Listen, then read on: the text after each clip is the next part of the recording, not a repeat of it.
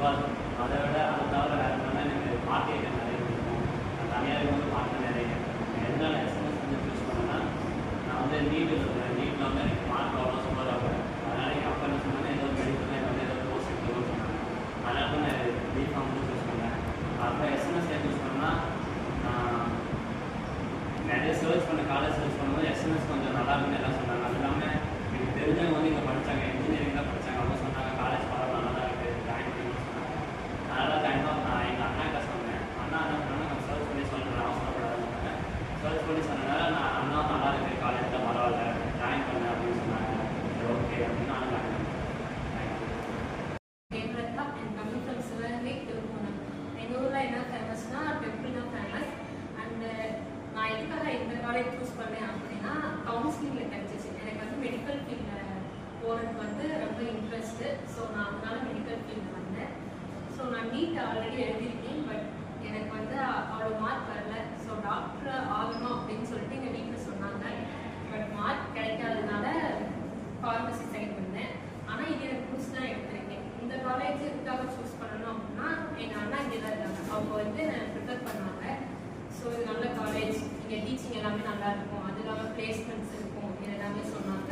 அதனால நான் இங்கே ஜாயின் பண்ணேன். ஃப்ரீ டைமில் என்னோட ஹாபிஸ் அப்படின்னா புக்ஸ் நிறைய ரீட் பண்ணுவேன். அதுக்கப்புறம் ஸ்போர்ட்ஸில் நிறைய இன்ட்ரெஸ்ட் இருக்கும்.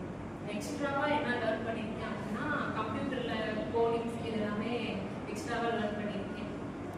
அவ்வளோதான். Thank you. Hello guys, I am Maniyandan. I am from Ramanathapuram, Kottai. It's my favorite place in the world. After நான் 12th முடிச்சதுக்கப்புறம் என்ன படிக்கிறது அப்படிங்கிற ஐடியா எனக்கு இல்லை. என்னோட மார்க்ஸும் ரொம்ப லோவாக தான் இருந்துச்சு. கட் ஆஃப் ரொம்ப கம்மி தான். கட் ஆஃப் 146க்குலாம் கிடைக்கிறது ரொம்ப கஷ்டம் அப்படின்னு சொல்லிட்டு இருந்தாங்க. இருந்தாலும் பரவாயில்ல, கவுன்சிலிங்காக நிறைய வெயிட் பண்ணேன். அதுக்கப்புறம் எங்கள் சித்தப்பா, எங்கள் மாமா அந்த மாதிரி நிறைய பேர்த்தை கேட்டதுக்கு பிஃபார்ம் இல்லை ஃபிசியோதெரபி அந்த மாதிரி பேராமெடிக்கல் கோர்ஸ் எடுக்கலாம் அப்படின்னு சொன்னாங்க. சரின்னு சொல்லிட்டு நானும் ஃபிசியோதெரபி பிஃபார்ம் எல்லாத்துக்கும் கவுன்சிலிங் போட்டேன். அதுக்கப்புறம் என்ன காலேஜ் எடுக்கிறது அப்படிங்கிறது எனக்கு தெரியல. எத்தனை காலேஜ் இருக்குது தமிழ் எவ்வளோ கிடைக்குமா கிடைக்காதுன்றதே தெரியல.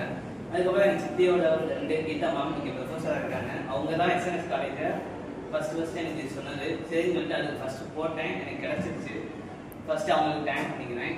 அதுக்கப்புறம் எங்கள் காலேஜ் வந்து ஃபஸ்ட்டு நாள் வந்து சரி அவ்வளோ ஒன்றும் எனக்கு பிடிக்கிற மாதிரி இல்லை. அதுக்கப்புறம் எனக்கு ஃபஸ்ட்டு என் கிடைச்ச ஃப்ரெண்டு வந்து அருண்குமார், என் ரூம்மேட்டு, என் கிளாஸ்மேட்டு, என்னோட பெஞ்சில் தான் இருக்கான். அதுக்கடுத்து ஃபார்மசியை பற்றி கொஞ்சம் பயந்துறேன். எப்படி படிக்கிறது, எப்படி எழுதுறது எதுன்னே தெரியல.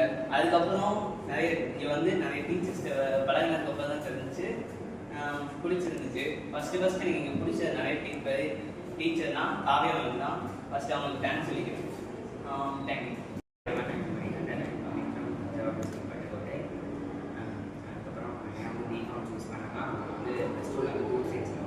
மெடிக்கல் ஃபீல்டில் தான் போகணும்னு ஆசை.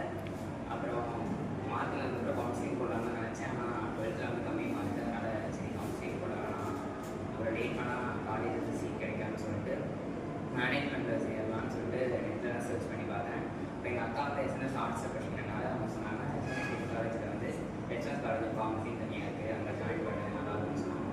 சரின்னா நான் வந்து பிஃபார்ம் ஜாயின் பண்ணேன். அதுக்கப்புறம் ஏன் பிஃபார்ம் ஜாயின் பண்ணணும்னா இன்னொரு விஷயம் வந்து எனக்கு ட்ரக்ஸை பற்றி தெரிஞ்சுக்கணும், அது வந்து எனக்கு இன்ட்ரெஸ்ட் இருந்துச்சு. அதனால் பிஃபார்ம் ஜாயின் பண்ணேன்.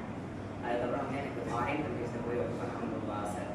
அப்புறம் வந்து என்னோடய ஆஃபீஸ் வந்து ஃப்ரீ டைம் மியூசிக் கேட்குறது, இப்போ ட்ரா பண்ணுறது. Hi guys, என் பேர் Maragan. Coming from college Sivaganga district. எங்கள் ஊரில் என்ன ஃபேமஸ்னா ஒரு பெரிய கோயில் ஒன்று இருக்குது. அப்புறம் காலேஜ் டெக்னாலஜி இப்போ நிறையா இருக்குது. எதுக்கு இங்கே கோயம்புத்தூர் வந்தால் பேமெண்ட் நல்லா இருக்கும். அப்புறம் எங்கள் ரிலேட்டிவ்ஸில் இங்கே இந்த காலேஜ் படிக்கிறாங்க. அதனால் அவங்களுக்கு கேட்டேன், நல்லா இருக்குன்னு அதோட வந்தேன். Myself Afzal, I am from Sivagay, Tirupur. First எங்கள் ஊர் பக்கத்துலேயே மதுரை இந்த மாதிரி இடத்துல நான் காலேஜ் பற்றி தேடி பார்த்தேன். அங்கேயே நிறைய காலேஜ் கிடச்சிச்சு. இருந்தாலும் அதை இந்த மாதிரி லாங்காக போய் படிக்கணும். அப்புறம் கோயம்புத்தூரில் பார்த்தேன். ஒரு 4-5 காலேஜ் கிட்ட போய் ட்ரை பண்ணி பார்த்தேன். சரி அதுக்கப்புறம் லாஸ்ட்டாக அந்த எஸ்என்எஸ் வந்தேன். அந்த எஸ்என்எஸில் அந்த என்வரான்மெண்ட் எல்லாமே நல்லா இருந்துச்சு. சரி அது மட்டும் இல்லாமல் இங்கே தெரிஞ்சவங்க சில பேர் படிக்கிறாங்க, தெரிஞ்சவங்க சில பேர் படிக்கிறாங்க. அவங்கள்ட்டே கேட்டு பார்த்தப்ப இந்த காலேஜ் நல்லா காலேஜ் தான் அப்படின்னு அதே ஸ்டார்டிங்கில் இன்ஜினியரிங் போகலான்னு. அதுக்கப்புறம் வீட்டில் வேணாம், சரி யாருக்கு வந்து மெடிக்கல் ஃபீல்டில் போ, அதுதான் வேல்யூ அப்படின்னா. சரி நானும் கொஞ்சமாக ட்ரை பண்ணி பார்த்தேன் மெடிக்கலில்.